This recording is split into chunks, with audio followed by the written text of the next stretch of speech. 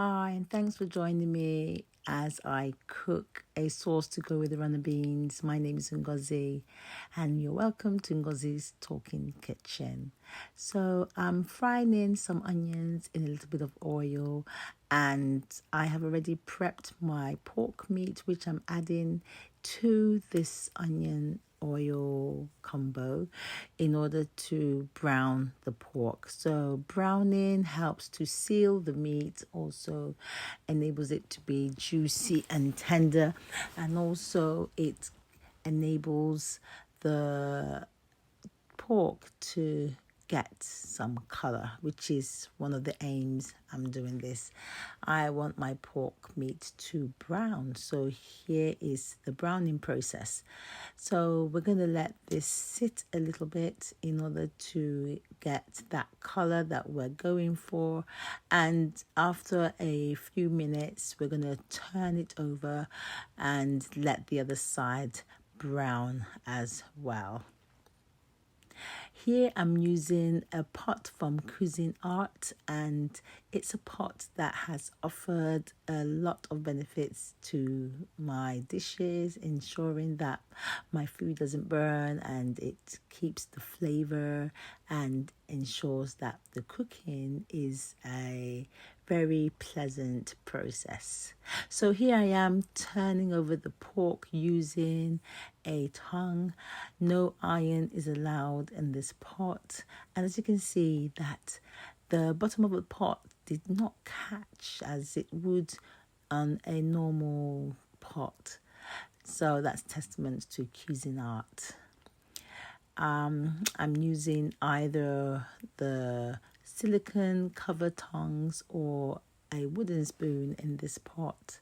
So we're going to give it a few more minutes, and then we'll take out the pork, which has nicely browned, and the onions has spent a bit of time in the oil, so it's much browner as it than before, but that's not a problem at all because I'm going to now add in my seasoning. So the seasoning I'm using in this sauce includes cumin and curry powder. I'll also be adding some other seasonings as we go along, but ensuring that the bottom of the pot is scraped with the spoon to lift the pork that may have caught it onto the bottom and all the flavor.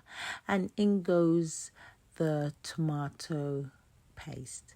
So this paste is made from fresh tomatoes from my allotment, and it's been blended in with some peppers and onions and then cooked on a low heat to reduce to this texture. And as you can see, I'm ensuring that the tomatoes is combined with spices, with the onions, and from its lovely orange red color, it has been toned down a bit to this lovely brown, I'll say golden, burnt orange color.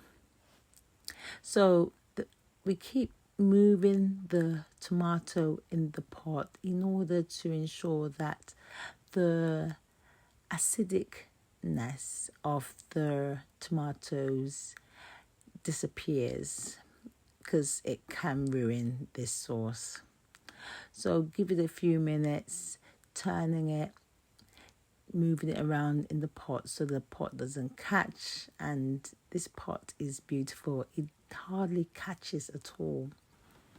And then I'm adding in some pepper. So this is fresh pepper, which I've chopped into very small size, and ensuring that it's well incorporated. So I love my spices. So although the tomatoes had a bit of pepper in it, I've added in further fresh pepper just to improve the spice and the heat of this sauce.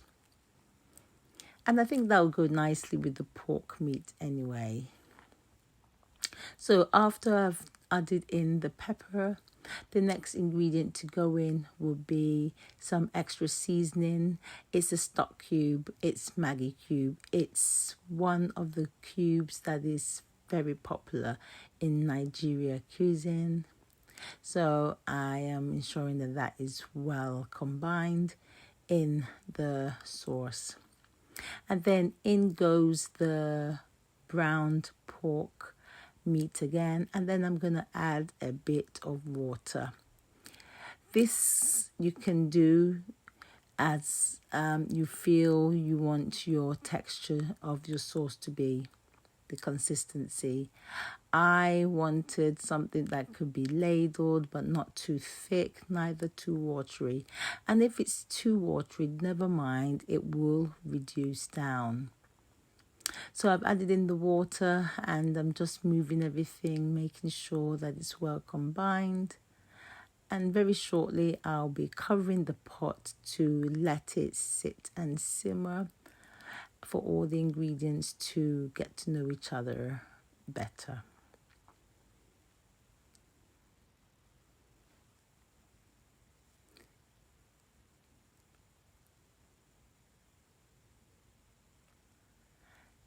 So as I'm just moving it around just to make sure that everything is combined, getting everything from the side, and having covered it, I'm getting some further herbs prepared, and here is thyme, which I'm gonna wash and chop into small pieces again, just chop it down nicely, and I'm gonna add it to the pot as so.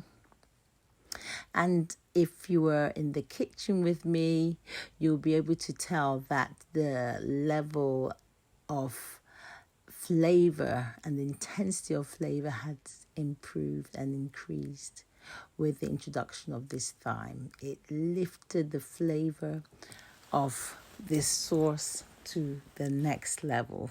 It was smelling divine. I tasted for seasoning, but in this instance, it didn't need extra salt because the stock cubes does contain salt, and the recommendations for salt intake is 6 grams a day. So as it is simmering nicely, it'll be ready. It's now ready to have the next ingredient added to it, which is going to be the runner beans. But I just wanted to show that the pork was really nice and tender, and with the wooden spoon, I was able to showcase that by breaking the pork meat down, which is very useful, especially if you want to feed this to children, to make sure that the meat is cooked really well. So having showcased that the pork is nice and tender, I got ready the runner beans, which I had previously prepared. So I topped and tailed them, took away the stringy part, washed and then cut into diagonals, and I've added it into the pot.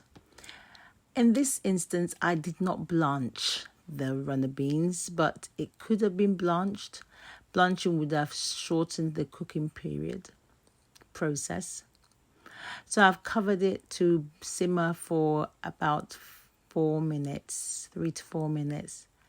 If you want to offer this to your child, then I would recommend simmering it further, because runner beans can be a bit fibrous in nature, requiring extra chewing time, but extra simmering would ensure that it softens further.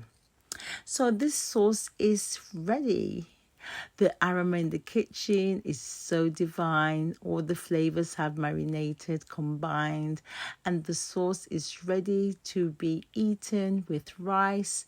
You can eat it with sweet potatoes as a dip with roti or flatbread. You can eat it with yam.